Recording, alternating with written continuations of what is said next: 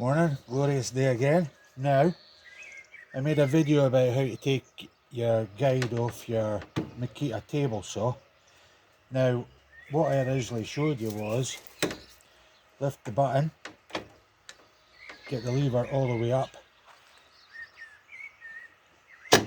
pull the tab at the end, and it lifts off. But there's another way, which is basically the same, it's slightly different. Lever up, button, push it forward, and just slide the guide back and lift it from the front and out. So that's two ways to do your guide.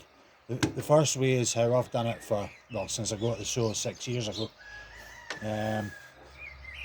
The other way I just found out by accident just the other day, so I thought I'd update that wee video, and cool, hope you get something from it. Cheers.